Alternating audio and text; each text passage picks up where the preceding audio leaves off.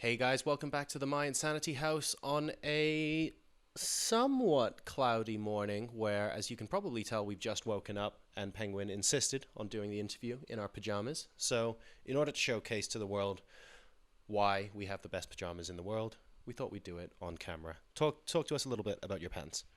I'm just really lazy and didn't want to get changed, but these pants are awesome. Basically, for those of you who can't see, they have skiing penguins and like sparkles and stuff, and my sister got them for me for Christmas this year.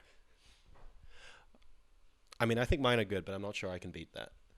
Like yours are like awesome because it's like the full thing, whereas like mine are just the pants, but my pants definitely outpants your pants. Oh, right.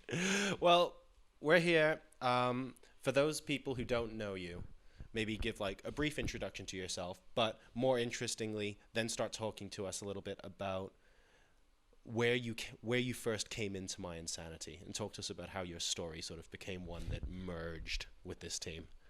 Okay. My name is Stefan Mott. I go by Penguin. I'm the captain of mYinsanity, and I'm 20 years old. I'm from Switzerland. Single, looking for love. I enjoy long walks along the beach. Um, I joined mYinsanity in 2012, around March, and basically mYinsanity was one of the biggest three Swiss teams. It was kind of like three teams around then, like mYinsanity, Binary Evasion, and Broken Arrow.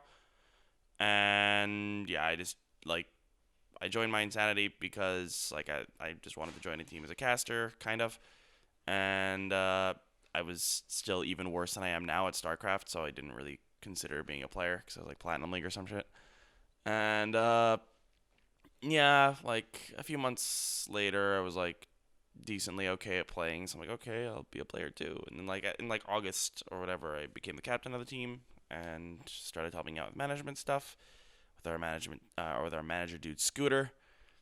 And yeah, from there, just kind of nothing really happened for like a bunch of time, like nothing notable. And then we signed Tarson in March of last year.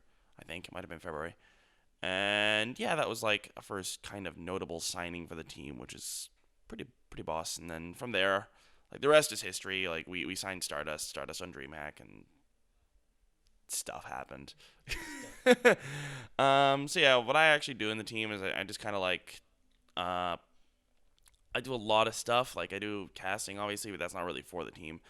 I help out with managing the team. I usually pick the lineups for the Clan Wars as well. So because our manager Scooter has a full time job and he's also like a musician dude, so he's not always around for Clan Wars. So we decided that it's mostly me for the Clan Wars. So I'm always sitting around and discussing with the players, like, oh, this guy just beat this guy. Can you beat him on this map? Blah blah blah. Very very standard basic stuff. And yeah, so I pick the Clan War lineups. I help out with a lot of management stuff. So, excuse me, I'm like not very coherent because I did just wake up. Your insistence, no excuses. Uh, yeah, I mean I help out with a lot of management stuff as well. I manage the players like kind of one on one more so than Scooter does. Scooter just kind of handles overall stuff. And yeah, that I guess kind of sums it up. Did you move into the team house when the team house first opened, or did you pop in sort of halfway through? Were there players already living here when you came in?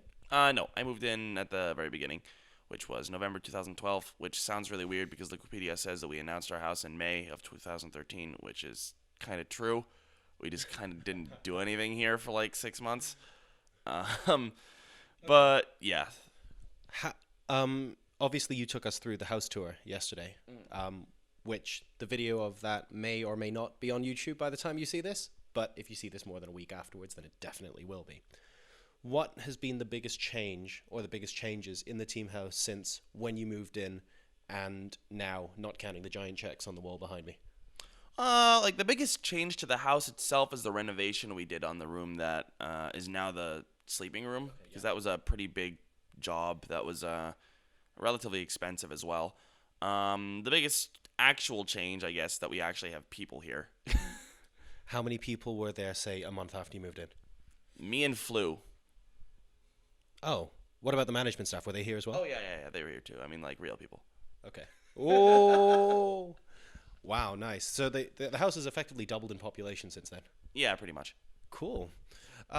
So you've spoken to us a little bit about your role on the StarCraft team, and I know for a fact that you travel with the players, especially Jiaoqi and Stardust, to events as well. Aside from almost acting as their mentor when they're there and just ensuring that everything's okay with them, is there anything in particular that you can share with us with what you do alongside these guys when you travel to tournaments, or any amusing stories to tell? Really, it's just like making sure they're as comfortable as they can be, which obviously is different for every player. Like for instance, Jiaoqi likes me to go up and talk to him after every loss.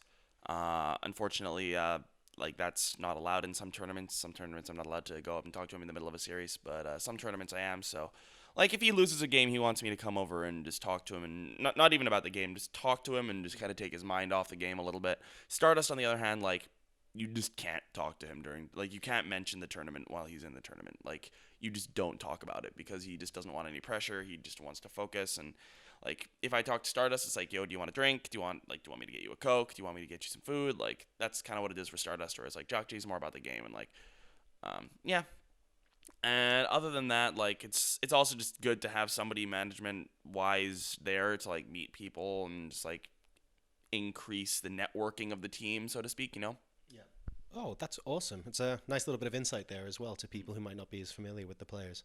But it's not just StarCraft you do too. There has been talk since I came into the house.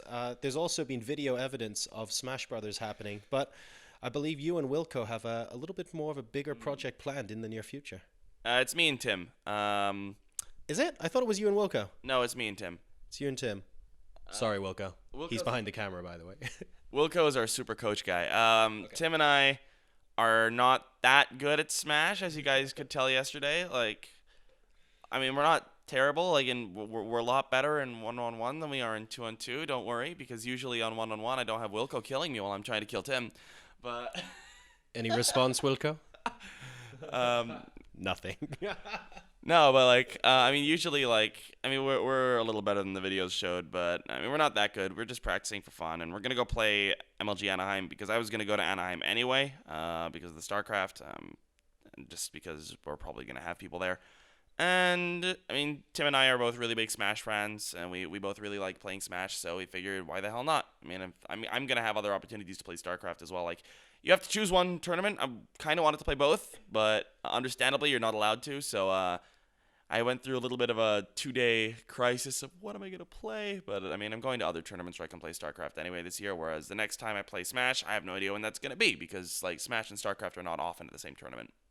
So what's going to happen when you dominate the world and you absolutely rule at Smash? Are you still going to stay true to StarCraft and manage the team? Yes, I will continue to manage the team, and I mean, I will be a multi-billionaire, obviously, because esports money. I mean, being the champion of Smash is pretty good. And then we'll pick up all the best Smash players. We'll buy Liquid Smash because I love Ken. Amazing. Oh, well, thank you very much for having a chat and giving us a little bit of insight into your life and what you do here in the mYinsanity team house. Any shout outs you want to give before we close out? I'd like to give a shout out to my Super Smash Brothers coach, Wilco. Thank you, man. I actually rescind that shout out for him like killing me like 8 times yesterday. That was really funny. I think there might be a highlight reel just from Wilco killing you. Yeah, that happened. Okay, so legit shout outs. Shout out to my team, mYinsanity. Our main sponsor is Bison, and also Logitech, because they are announced as of this video. And yeah, esports clothing as well, and whoever made this really comfy couch. It's true. Like every night, a different person is sleeping on this couch. I have yet to see 2 people sleeping on this couch, but I bet it occasionally happens. It could. I mean, it is actually pretty wide for a couch. Yeah. It could happen. I mean, if they're Koreans, it could happen. They can fit on here. If they're Koreans, actually no. Some of the non-Korean people in this household are not that tall as well. It's possible. That's true. There are many combinations of people that could fit on this couch. All right, guys. Thank you very much. Stay tuned for more content from the mYinsanity house. I'm JoRoSaR, and with me was PengWin. Take care.